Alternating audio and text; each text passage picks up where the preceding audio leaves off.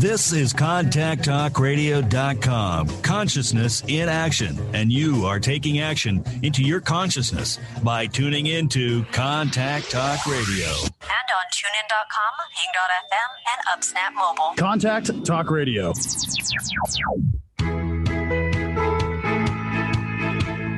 Welcome to Life Mastery with Todd Allen, the talk radio show that dives into the science of higher consciousness. Join Todd and his guests weekly at 10 a.m. Pacific Time and learn how to live a peaceful life with intentional mastery. Enjoy a survey of inspiring topics such as abundance, intention, health, manifestation, love, and transformation. It's all right here. Leading authors, speakers, coaches, entrepreneurs with stories and messages to support your well-being, let alone your most evocative dreams. Hey, it's another groovy day, and there's two reasons for that. The first one is that when I woke up this morning, I already made the decision it was going to be a groovy day, so that started that out. And it's Life Mastery Radio Day. Yay! My most favorite day of the week. I know it's Jackie's favorite day too, because her and I get to hang out with some really cool people. Welcome to Life Mastery Radio, the talk show that brings you great thoughts and ideas for you to use on your very own life mastery journey.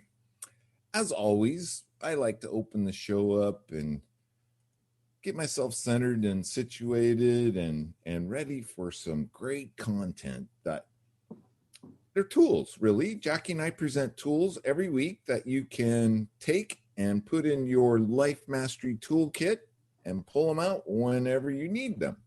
So I like to get myself ready for that. And let's just take a minute, get clear and ready for that great content. And what I want you to think about what it is that you connect to. What is it that you get power from?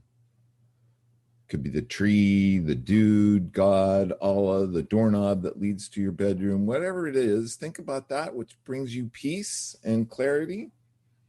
Let's take in a deep breath. And just think about that gives you power, and let that breath out with a big ah. And just let your essence flow up through your heart center, out of your throat chakra, out of your speaker box, and out into the universe. Ah. Let's do that one more time. And this time, think about your dreams, visions, and goals. What is it that you're aspired to be, do? What do you want to bring into your world? What are you working on? You should be working on that book that's in you, and that's what you should be working on. But think about that. Take in a deep breath. Again, let that breath out with a big ah. Let your essence flow. Let those dreams, visions, and goals flow out of your speaker box, out into the universe. And for sure, allow the universe the opportunity to make those come true for you. It will happen. It does happen. Right, Jackie? Hi, Jackie. Yes, it does happen. How are you today, my friend? I'm very well. Thank you. Very well. Yes. She's very well. Not groovy, not awesome. I'm very well. I thought of a story as you were talking about bringing these hopes and dreams up through our throat chakra. And can I tell you something I learned the other day? It's a very interesting experience. So I've been contemplating investing in something, not really an investment, but in getting involved with something, a program that I think will help my business and help me serve the kids I serve better, right?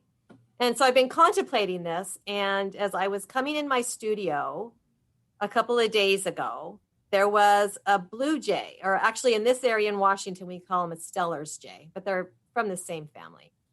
He was sitting in this tree outside the door of my studio. And he was looking at me, and he wasn't singing. He was going, grumbling kind of thing. And That's I thought, a good sign. What's that about? So I stood there and looked at him. I was really close. He was just up in the branch just above me, and he was looking at me, and I was looking at him, and he was doing this.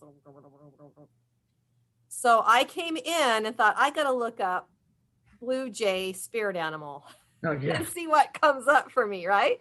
So I did, and I found this site that immediately said, blue jays or stellar jays are for the entrepreneur in you. And because they are the color of the throat chakra, blue, They are about communicating and putting your voice out there into the world. And because they fend off predators much larger than themselves, they have this innate ability to be powerful when they need to be. And that this little bird was telling me that it's okay, that the decision that I was trying to make is a good one, and that I need to just do it. And it was such an answer. It was really cool. And so now I've seen that same Stellar's Jay outside my window a couple of times. Like, he keeps showing up and reminding me, remember, you got to do that thing. Well, no, that's very cool, because I have a few of them around, and I never realized that was true. But what you just described gave me goosebumps.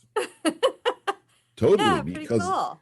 That's the way it works. I don't know. Animals seem to pick up on when we ponder on things. I mean, I've had that experience numerous occasions. Some of them that come to mind were thinking and contemplating something and looking out my window, and there's a deer right there. Just, hi, how you doing? I thought I'd just peek in on you. Or raccoons would come, or it's just, yeah, that's so cool that you described that, because that is so very true. And it's been my experience too. So right on. Neat. Hey, send me that website. Yeah, I'll do that. It was a shaman site or something like that. But I'll very cool. Yeah, very cool. Yeah. And things are going well with the school. You just started up some classes. You got kids you're teaching, and goodness, fill us in a little bit. Yesterday, I actually started a new class, an 8-week course with a group of kids that are in grades 4 and 5. And it was the first time teaching a class where none of my students were in the state of Washington. Wow. They're all outside the state of Washington. So I had California and Illinois and Texas. And so that was pretty cool. That was a big milestone, because, we started locally in my public speaking studio here. And then when the pandemic hit, of course, we had to pivot everything virtually. And now, because we are virtual, our outreach is so much bigger. And so it was really exciting yesterday. What a great milestone that all of these kids were from outside of my local area. It was actually kind of exciting. So. You radiate this really cool smile, and look at that. Oh man, I need a screenshot. Where's print screen? That is so cool. Yeah. So we're making progress. We're getting our message out there, and we're helping the kids have their own message too. You go, girl. Don't stop. I'm right behind you. I don't want to step on you. Just kidding. It's fun. How are things going with you? How's business and such? It's like Mastery Radio Day. Don't you know that? Yeah, but you do more than radio, my friend. You are about to reach a huge milestone at Toastmasters International, right? You're about to become a second distinguished Toastmaster. Number 2, one with Legacy and one with Pathways. That's our education system. That's kind of cool. It's kind of interesting that we both got it at relatively the same time. So that's different. It took a couple years. And all is good. Live in the woods, live with creatures and on a lake, and life is all groovy. And you're right. I do a lot of things. I'm trying to think of all those things. Are you ready for the show? I want to remind our listeners that today's show page is at www.lifemasteryradio.com or .net, whichever one you prefer, and any links that we talk about will be posted right there on today's show page with our guests. While you're there, check out Jackie's blog. Jackie writes a blog about every show, and it's amazing what she can pick up and has insight into. It's really cool. While you're on the site, sign up for the newsletter. Then you will get links, who's been on the show, who's coming on the show, and Jackie's blog. It's pretty cool. You can sign up for that right on our website. Both Jackie's book and my book are right there. Follow the link. Go to Amazon, wherever. I don't know that we have our books in local stores. That's a curious question. We might have to look into that, Jackie. And that is it. Are you ready for our guest? I think I'm ready for our guest. Yeah, we've got a very interesting subject to talk about today. Grief. We're talking about grief. Our guest today is Claire B Willis, and you can see her. She's right there in the corner on our screen, and she is a clinical social worker and has practiced in the fields of oncology and bereavement for more than 2 decades. She has worked in hospice care for many years, both as a volunteer and a social worker. As a lay Buddhist chaplain ordained by Joan Halifax, she has focused on contemplative practices for end-of-life care. For the past 5 years, Claire has been a student of Koshin Paley Ellison, a founding teacher at the New York Zen Center for Contemplative Care.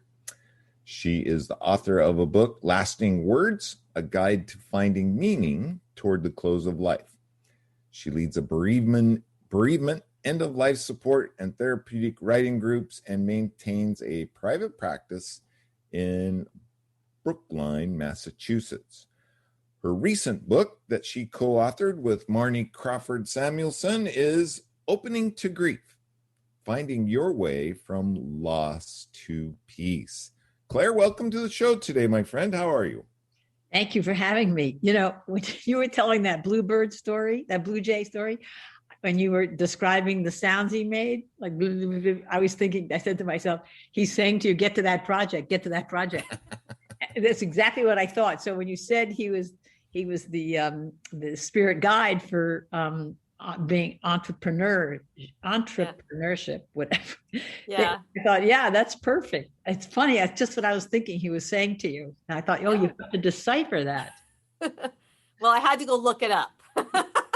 That's okay. But also it's interesting because his blue coloring also matches the throat chakra color, which is I'm an entrepreneur for communication and teaching kids public speaking skills. So it all made sense. Oh, that's so. I don't know why I'd never figured it out before, but anyway, I do now. That's so interesting.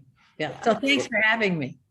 You're welcome. What's even cooler about that, Claire, is that Jackie, I mean, in the last couple of years, her whole world has just opened up. And for her to think about being open to something like that, it just blows me away. I've watched so much growth in the last couple of years.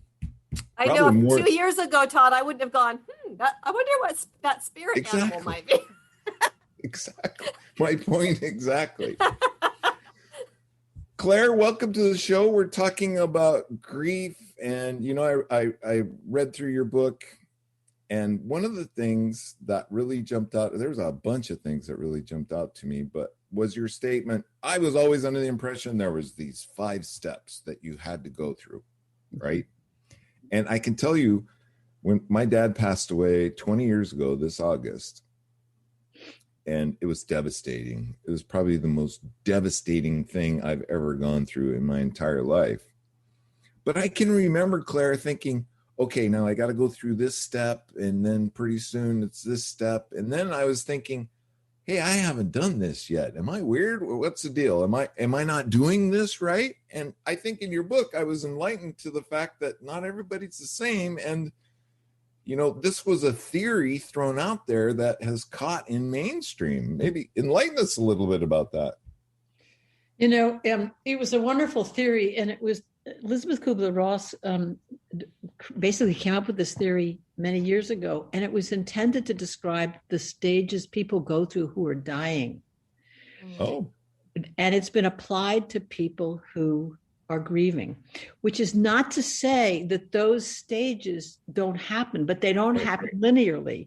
So there is anger and grief, there is denial, there is shock, there is bargaining, there is acceptance, but it's not sequential. And I think one of the reasons I wrote the book is that I got so tired in my bereavement group of repeating to people the way you're grieving is normal. Mm-hmm. And I think in our culture, we tend to think of grief as having a very particular face. We think of it as sadness, sorrow, despair, depression, hopelessness.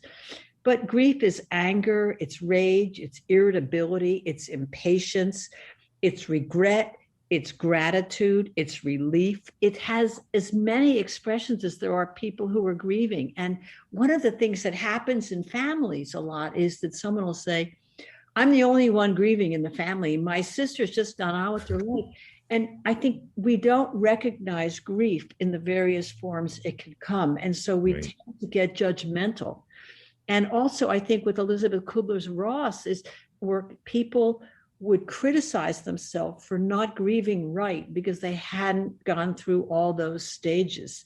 And while those descriptions of the stages often accompany our grief journey, they may not necessarily. You may not have a moment of denial, So we have to be careful with these models not to oppress ourselves or silence ourselves or shame ourselves. And that's a big one, because when we shame ourselves, we're adding suffering to what's already difficult.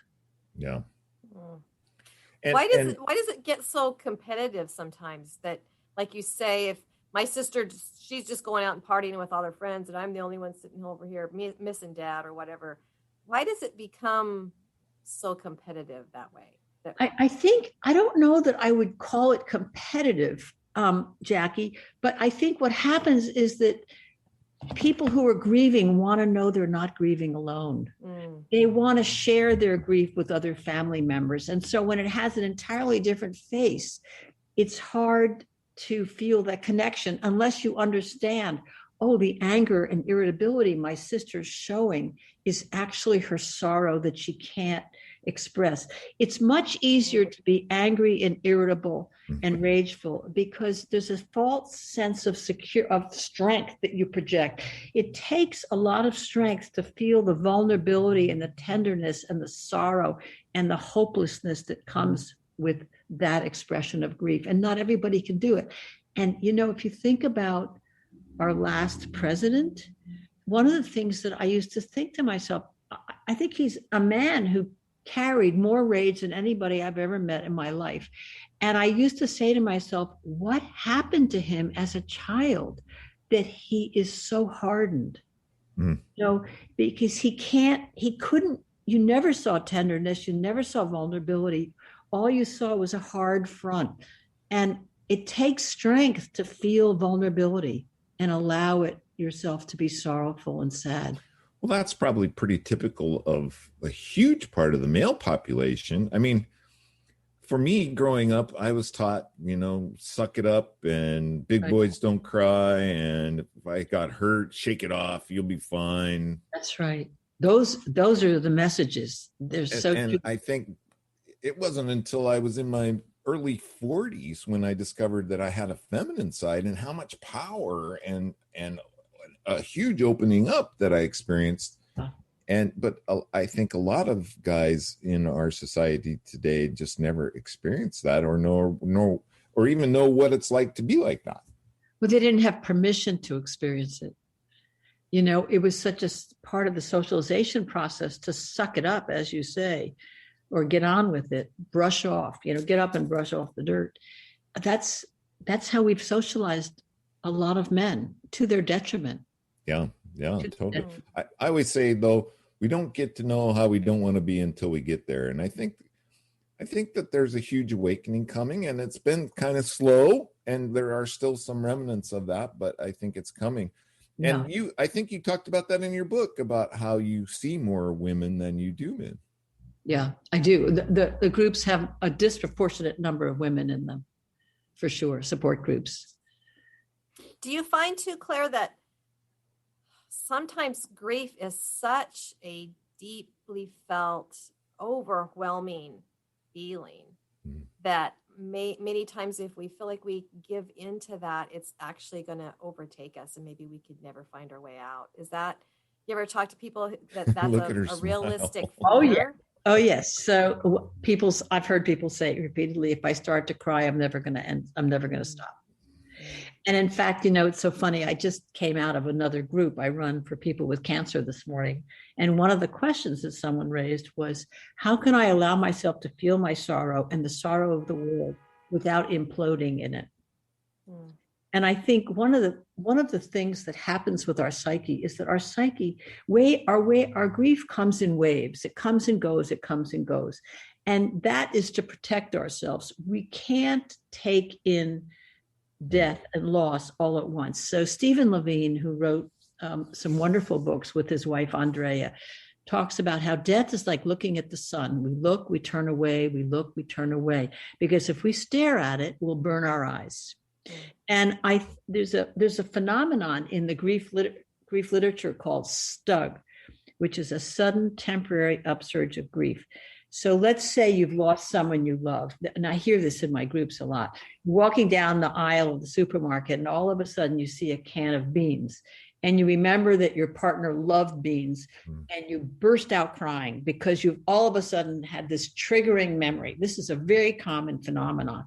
And people will come to my groups and they'll say, I really lost it. I thought I was doing so well, but I lost it today. And I think I'm going backwards in my grief. And I say, you're not going backwards. You had a sudden temporary upsurge of grief. This is normal. All you have to do is ride it out and it'll be gone in 24 hours because we can't sustain the full impact of the catastrophe of the loss.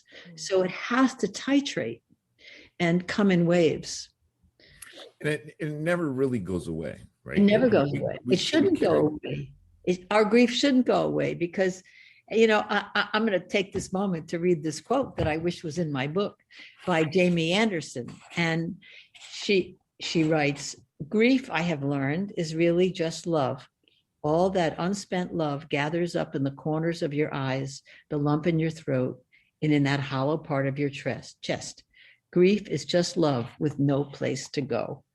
And I love that because if you love someone or something, you should never stop grieving, but your grief changes in intensity, duration, and frequency. So when you first lose something you love, there's a searing pain and all your whole life is just grief in front of your eyes. You can't see anything else. And then slowly different things come into your life, different resources, and it moves from being a searing pain to a dull ache. And I like the analogy of it's like a broken bone. When it first happens, it kills. It's so painful. Then maybe you have surgery, you have it set, you wear a cast, you have PT, and you walk again. But on rainy days, the ache returns to the bone. And so I think of grief like that. It's a progression, but it doesn't go away, and it shouldn't go away if it's an expression of your love. You don't want to. How's your foot feeling? Yeah. It's just like that. Claire was describing the last 2 years of my life. Broken ankle, surgery, then ankle injured again, another surgery. Yeah. Oh, really? So, yeah. I didn't know that. So, but I've never likened that to grief, and that makes a lot of sense. Doesn't that make sense? I love that analogy. It does, and I know that when my father passed away, it was very sudden, and there was a lot of regret because it was 2 days after Father's Day. And I hadn't gone to see him on Father's Day, but he didn't answer the door. He wasn't home, which was unusual because my dad was always home. And so the thought was, well, I'll come back again in a little while. And I got busy with my 2 kids and I never made it back. And I didn't get to see him on that Father's Day. And then 2 days later, he passed away of a heart attack.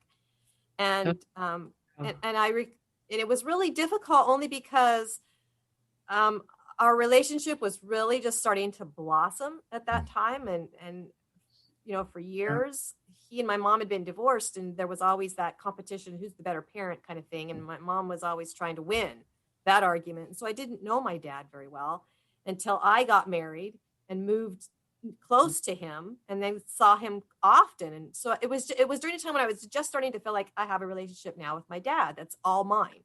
It's not because of my mom or my brothers or anything. It was mine. Right. And then he was gone so suddenly. And, for the first week after that, there's so many plans to make. You've got to plan a funeral. You've got to plan the program for that. You've got to buy the casket. You've got to buy the plot. You've got to do all that stuff. And I just remember thinking, oh, there's so much to do. There's so much to do. And I haven't taken a moment to just think about what I've lost Process here. It, right. And I wonder if that's actually healthy. I wonder if that's kind of part of our woven into our American lifestyle to some degree, depending upon what religion you belong to, or if you belong to religion at all. But there seems to be that process of planning the funeral. And I wonder if that's good in your opinion, because it takes that initial heartbreak away and turns that energy towards something else. But then there's still got to be that time when all of that settles down and the family who's visiting leaves and you're sitting there alone, now starting to really delve into your feelings. Is that good or is that not? Well, what I would say is typically what happens, people often say, and this is one of the myths, about grief. Well, people will often say the first year is the worst. Actually, for some people, the first year isn't the worst because they are so tied up with the material aspects of closing someone's life. The second year is when oftentimes the intensity of the feelings of the loss come in, when we don't have the structure to create our life. So it's not about good or bad. We all have to choose at any given moment when we're grieving, whether we're going to cope or deal. So when someone gets a diagnosis of cancer, usually what happens is that they have to find a doctor, they have to find a hospital, they have to figure out a protocol, and they go through a coping period, just like when someone dies, because something is dying in them too. And I don't mean literally, but the idea of being healthy for starters, and life as they knew it. And then after that stuff is settled, after the material aspects of the care or the life is settled, you have time to start to have the feelings. So at any given moment, we all have to either cope or deal.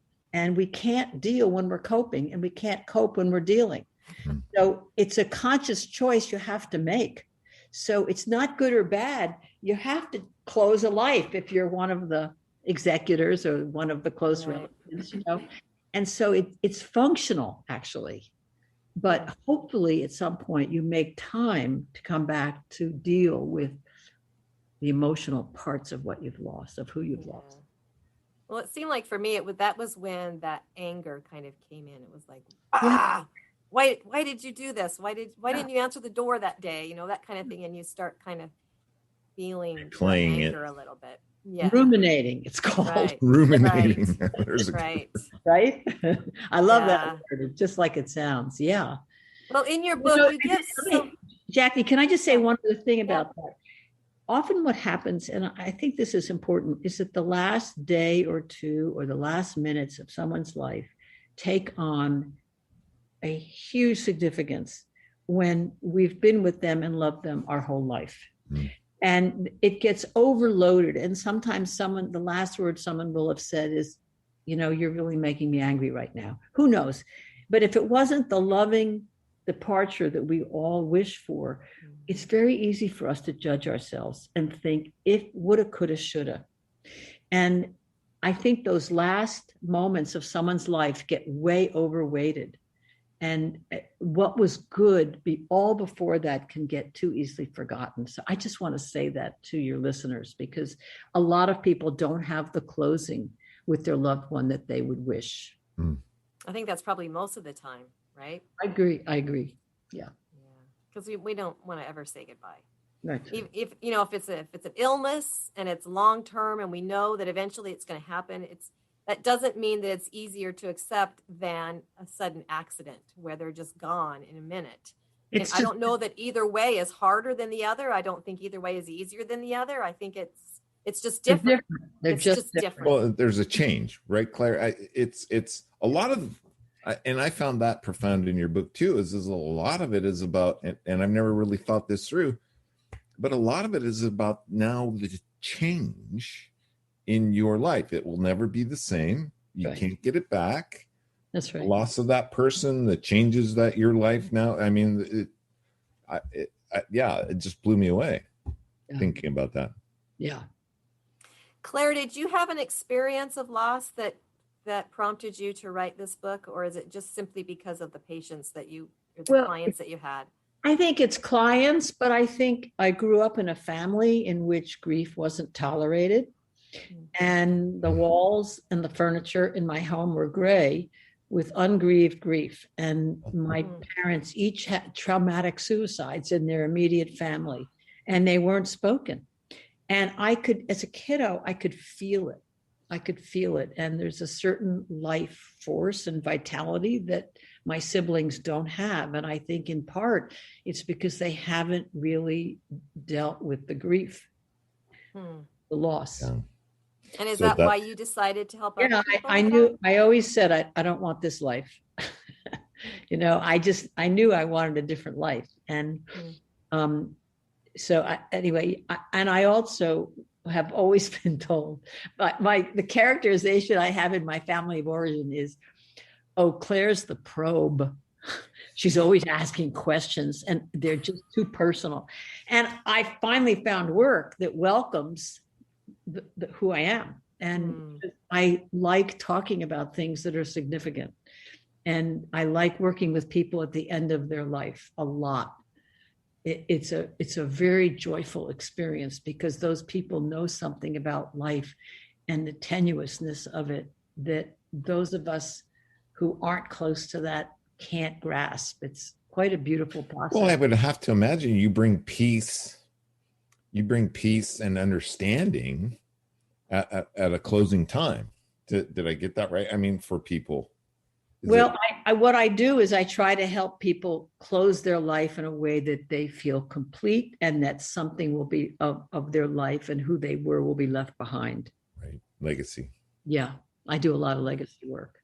That's not what this book is about, but I do a lot of legacy work. In fact, I'm doing a workshop this afternoon on legacy. Yeah. Wow. So, well, what I really enjoyed about your book is that you don't just talk about the emotions that you feel during the loss of a loved one, but you give some really good suggestions of actions we can take, things we can do to, I don't know, in some way honor that person or at least work through what our life has opportunity for us now, with even despite the loss. So can you tell us some of the things in your book that you suggest our audience can do when they're in the middle? Well, one of them, I just want to jump in really quick because this was one of them was writing, right, Claire? I mean, I watched a podcast you did and you said something about writing, oh my gosh, it was right on the tip of my tongue and I swallowed it. Don't ask me what I said. But writing helped us through that process, and it was the spiritual experience of writing that helped us through the grieving process. Oh my gosh, I should have wrote it down. I don't know what I said because that was many months ago. I say many things. I don't know what I said. At my age, things go in and out. But I can talk a little bit about the benefits of writing. Maybe it'll let pop me just up. say this: that in the book are 7 or 8 chapters about how to help you hold grief, how to help you be with it. So, because if we can be with it, grief will change us. It'll increase our capacity to be with more parts of ourselves, and it'll increase our capacity to be with others who are grieving. And I think one of the lonely things that's really lonely about grief is that few people have friends who can really hold and be with them in their grieving. And if we haven't navigated our own grief, we're not going to be able to be with somebody else who's grieving. It'll be too painful. And I hear this a lot. So each chapter, it offers the reader a resource for being with their grief so that they can let it carve a place in their heart, keep the love going. So the chapter Todd's talking about is basically called Writing as a Refuge. And there's a lot of emerging research about the benefits of writing. And one of them is done by a man named James Pennebaker, who's a psychologist. And he basically says that if we can write 3 to 4 times a week about things that bother us, we actually will reduce our anxiety, reduce our depression. And ding, ding, ding, ding, ding, ding, ding. You got it. That was it. Oh, okay. And increase our immune system functioning. So that's pretty powerful research. The other thing I hear a lot in my book, in my groups, is people will say, I don't ever want to forget the memories that we had. I don't want to forget this. And I say to them, you will forget. So start to write. And I suggest people take time each day and just write the stem, I remember, and see what comes. And when they finish with that memory, the next, I remember. And just keep writing the stem, I remember, because you will recreate the life you had together in writing, and you will not forget it. And it'll be there to pass on to your children too, which is another important aspect of this. The other thing I have people do, and they actually often do it on their own, is they write letters to the person they've loved and lost. So sometimes before bed, someone will say, here's what I wish I could have told you today that happened. And they write it, and they have a journal of letters to their loved one. And these can be beautiful memories for our children if this has been the loss of a father or something like that. So there's a lot of ways to use writing to stay in touch with your loved one, to stay in touch with memories, and to strengthen yourself in carrying your grief. Would you also include too, Claire, that writing the memories you have about the person that's lost is also going to leave a legacy to family members who maybe didn't know that person? Like, for instance, when my father passed away, my children were just 2 and 4 years old. So they don't have any memory of him. So if I were to take time to just write, this is what I remember about my dad, this, then they get to at least know a little bit more about him. This is who your grandfather was. Yeah. Right. Yeah. So that seemed like another important way to write. And I know that when I was healing from childhood abuse, that was what my counselor required of me, was to write down the feelings that I was having on any given day or triggered by any different thing. And grief is really just healing. That's really, right. It's just really healing from a loss of something. So why wouldn't the same principle apply? I could see how powerful that is. And of course, I was told at that point we weren't into computers, but writing longhand, there's a great relationship from what's in your heart and your head, putting it out on your hand, holding a utensil, a pen, rather than typing on a keyboard. It's just not the same for me. I don't know if that's... it's not the same, period. I mean, there's a lot of research that documents that. One of the things about writing is that what you want to do is find your unencumbered voice, where you write whatever is true for you, because most of us have a voice that we censor when we're talking to people. So when I'm talking to you, for instance, and I see your head go like this, I'm unconsciously modifying what I'm saying. Or if you look like perplexed, I'm going to correct what I'm saying in some way. But when you're writing, nothing stands between you and the page.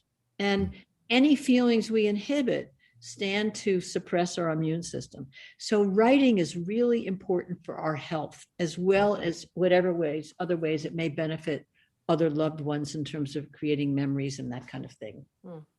That's fascinating. That research that you cited, it's just, I mean, our immune system, our health and well-being.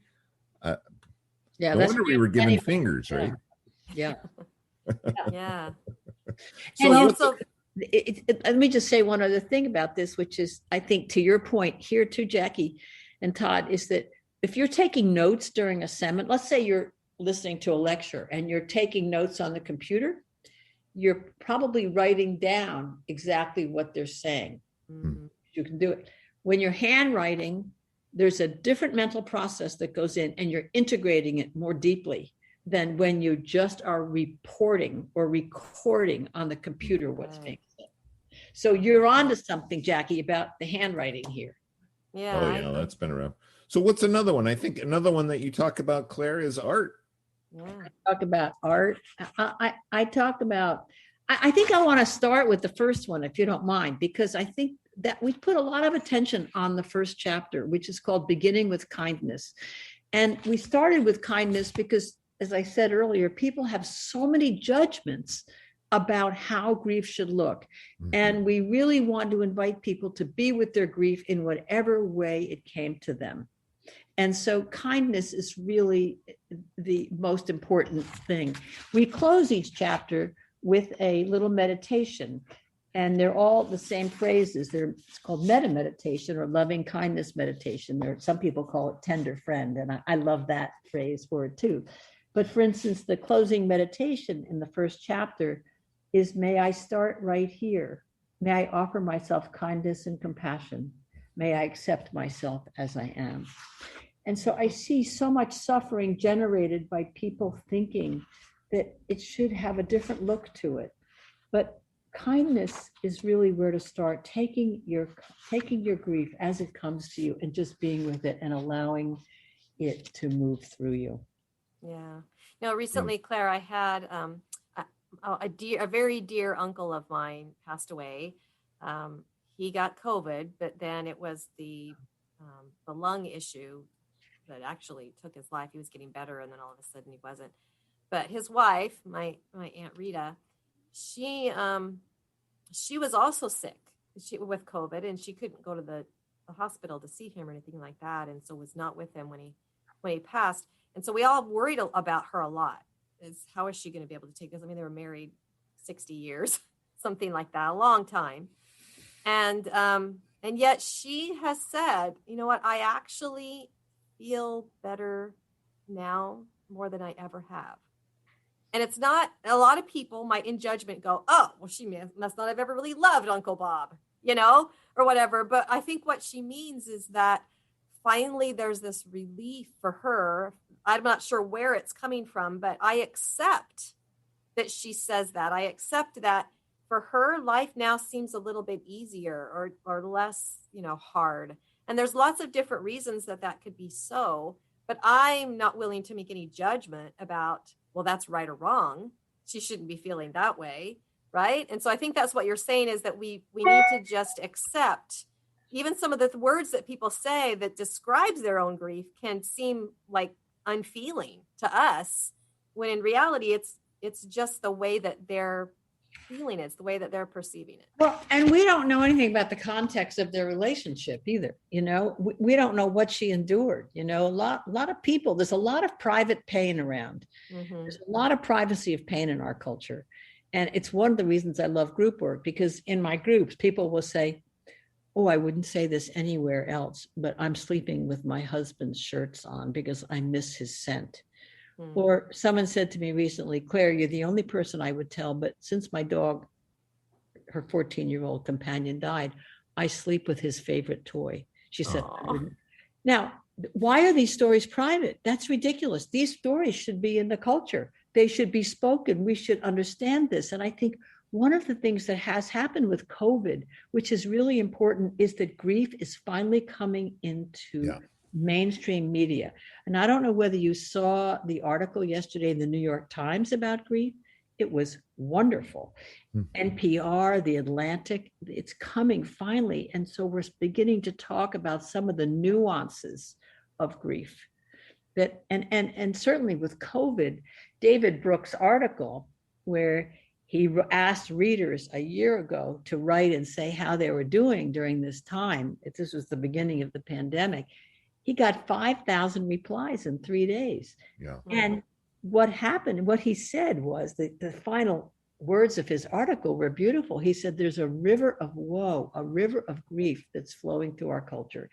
And I love the idea of a river because water seeps everywhere. Yeah. And we've just been through, we are still in the midst of a grief pandemic. We had a pandemic of a lethal virus, but we have a pandemic of grief. And we need to be naming it and saying, I did a workshop last week at a church, and I had everybody in the Zoom conversation name some of the griefs they'd lost. And we had everything from the murder of a child to retirement, to missing the hugs of my grandchildren, to loss of economics. I mean, you had big griefs and the smaller griefs, but each one was fully important to that person. And I had to keep saying, this is a no compare zone. When it's your grief, it fills you up, whether it's a broken shoelace or the loss of a dog or the loss of a parent, it fills you up. And we have to attend to it and not disenfranchise our own grief. So do your methods of being kind and using writing and art, do they work for all those different kinds of grief as well? I would hope that there's something in the book for everybody, that not every chapter is for everybody. I think one of the I think writing is not universal, but I think restoring in nature is universal. I think the natural world offers everybody healing. It asks nothing of us. You go outside and your eyes are in a receptive mode. We just take in what's happening. And most of us are sitting at a computer most of the day, focused and concentrating. And that's why being in the natural world is so important, because the body and the mind and the eyes rest. And we also see in the natural world the cycles of life, death, and rebirth. Mm-hmm. And it mirrors it gives us hope for whatever we're feeling. Right. There's can I read a poem from the book? Sure. Go for it. Please. I want to read The Peace of Wild Things by Wendell Berry because I love this poem. It's very beautiful. When despair for the world grows in me, and I wake in the night at the least sound in fear of what my life and my children's lives may be, I go and lie down where the wood drake rests in his beauty on the water, and the great heron feeds.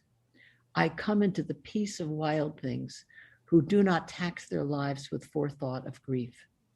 I come into the presence of still water, and I feel above me the day-blind stars waiting with their light.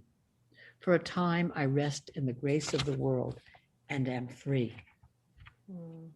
That's so beautiful. But I think during COVID, when people were in lockdown, people really understood something about the healing, restoring nature of the natural world. Right. Well, that could have been some things that we were grieving, right? It's not being able to get out in nature. Loss. I think, your book has perfect timing. I don't know. I don't know that you planned it that way, but it was released. Supposed to come out last month. And then when COVID hit, the publisher contacted us and said, how quickly can you do this? Wow. And your book, like you described, what a perfect gift for somebody that is going through loss, right? Because you can grab your book and just flip open to a page and maybe get some insight or some understanding of what is going on.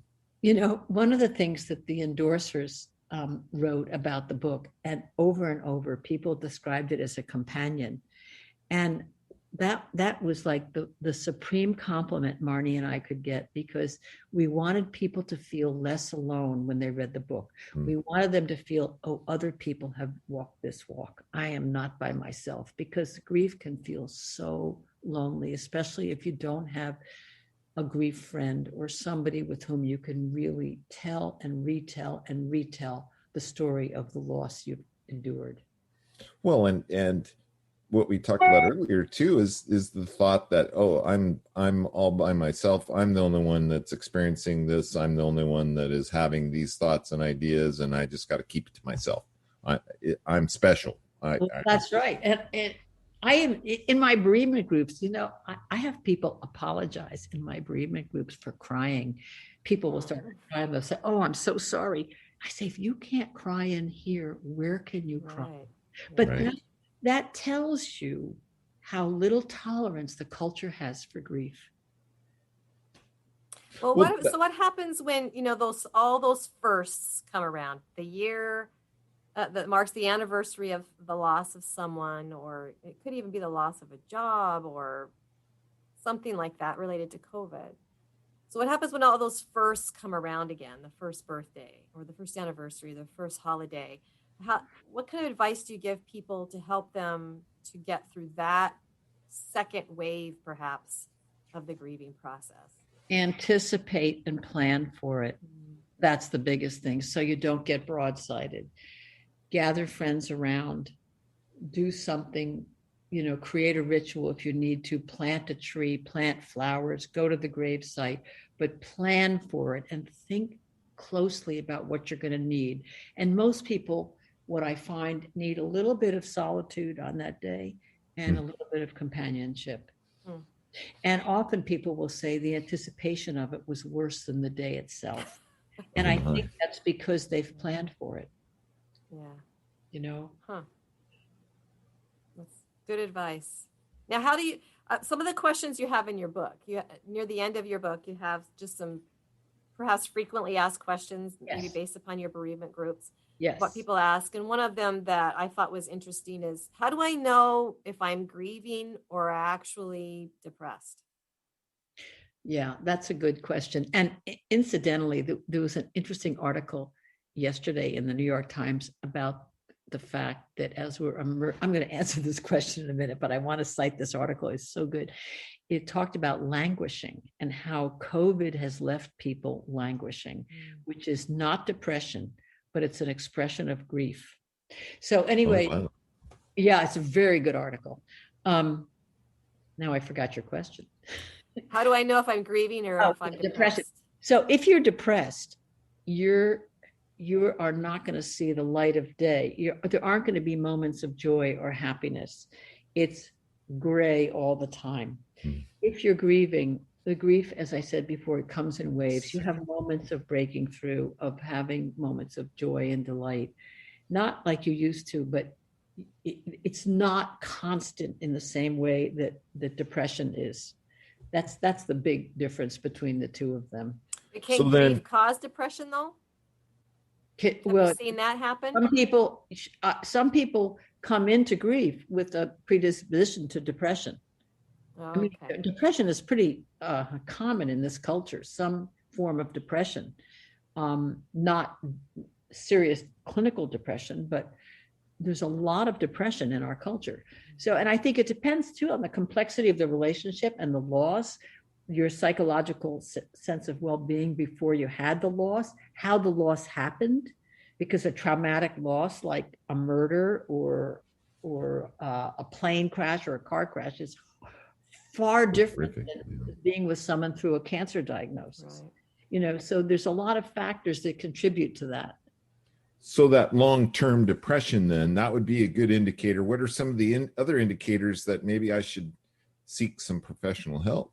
Well, if you're starting to abuse alcohol or opioids, if you're sleeping a lot and not having trouble getting out of bed, if you're having trouble getting to work, not eating, things that are pretty serious, or if you're having thoughts about wanting to be with your loved one who died, Oh, right. Suicidal ideations. Although, often you'll hear people say, oh, I just want to be with John. And they're not saying they want to kill themselves. And there's a difference between a suicidal threat and just a yearning to be with the other person. And that's not, I don't want to talk about that in any kind of discerning way on a radio show, because that feels beyond the scope, right? Can I tell a funny story about that, though? I mean, maybe to make it a little bit light. When my husband's mother passed away, and his mom and dad had been married 50 plus years, and the day of the funeral, we as a family, with his siblings and his dad and their spouses, we were driving from the funeral home to the gravesite, and we were in this limousine together. And his dad said something like, this is the worst day of my life. I don't even think I want to live anymore. And we looked over at him as he said that, and he was putting on his seatbelt. And we go, well, Dad, then why are you putting on your seatbelt? It was just, he was That's right. It's just a subtle voice. Yeah, he was voicing a feeling, but it wasn't, he wasn't. It was despair. Yeah. And so we kind of all started to laugh, and then he started to laugh. Great example. We broke that up a little bit. Oh my goodness, ladies. We only have about 3 minutes left. The time just flew by. Claire, you are such a joy. Did you have fun today? Yeah, this was great. Yeah, thank you for having me. I told you, I knew you would. Is there any last parting shot you'd have for our listeners? I mean, go check out your website. Claire's website is, I had it written down here. Claire, tell us your website. openingtogrief.com. Yeah, go check out Claire, her book. Please buy her book locally. Look for her book locally and request for it and order it. And review it on Amazon. And review it on Amazon. That's very good. Claire, thank you so much for showing up today as you. I think you have a very powerful message, and the time has come. I mean, what you're suggesting are tools to put in our toolkit, and this is what helps bring awareness and healing a lot quicker and understanding. So thank you again for showing up as you. Yeah. Thank you. Thanks for having me. And just remember, grief is your love. Don't try and wish it away too quickly. Yeah. Find a voice and give it full expression. Yeah. Thank you, Claire. I wanted to share this. This came out of her book. We have about a minute left. A heart that is broken open offers a precious gift, a chance to become more authentic with yourself and with other people. And that is in Claire's book. It just jumped right out at me. And I've got to jump off. That's it. That's all the time we have today. I hope you enjoyed the show. Tell your friends about the show. We have another great show coming up next week. Lastly, please make it a great day, because it is all about choice. And choose to check out Claire's book. Bye-bye for now. Thank you for tuning in to Life Mastery with Todd Allen, the talk radio show that dives into the science of higher consciousness. Join Todd and his guests weekly at 10 a.m. Pacific Time and learn how to live a peaceful life. For more information on Todd and his guests, visit his website at www.lifemasteryradio.net. That's www.lifemasteryradio.net.